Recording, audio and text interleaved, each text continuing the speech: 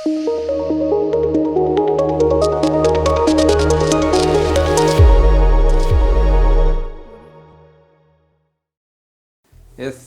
alaikum ediz çağlar. Bugün men size iki jogabatly bir hikaye urun vermekçi.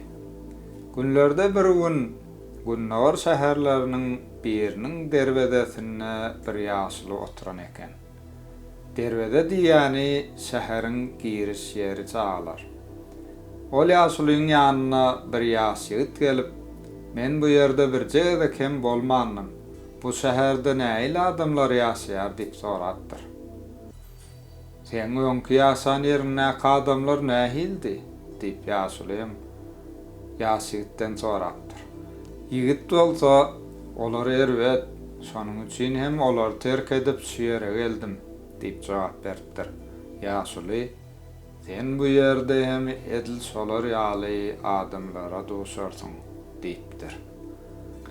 Bir salymdan ýaşlynyň ýanyna başga bir adam gelip edil sol sorag beripdir. "Men bu ýere ýaňja geldim. Bu şäherde nähili adamlar ýaşaýarka ýaşly?" diýip sorapdyr.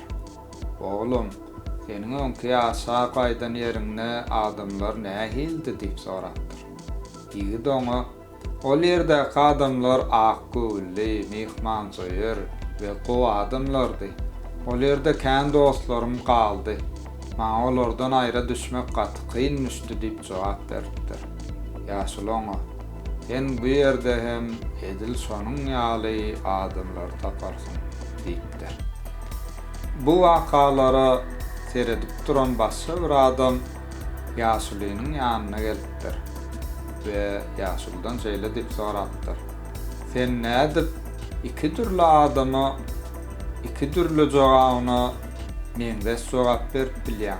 O näme anlatýar?" diýip sorapdyr. Ýaşly oňa, "Oglum, her bir adam öz dünýäsini ýüregine göterýär. Bizi gurşap alýan adamlar biziň olary kabul edişimizde görä bolýarlar" diýip jogap beripdir.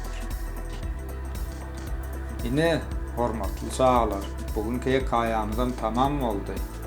Bugünkü hikaýamyza degişli soragym şundan ibarat. İki adam iki türlü soragyna ýaşly nähil jogap berdi? İkinji sorag, näme üçin ikisine de şol bir jogap berdi? Üçünji sorag, näme üçin ýaşly her bir adam öz dünýäsini ýüregine göterýär diýip jogap berdi? O näme diýmek bolýar? Onu näme çağlar inniki gepleşiklerde görüşýänçä hoş, sag bolun, salamat bolun.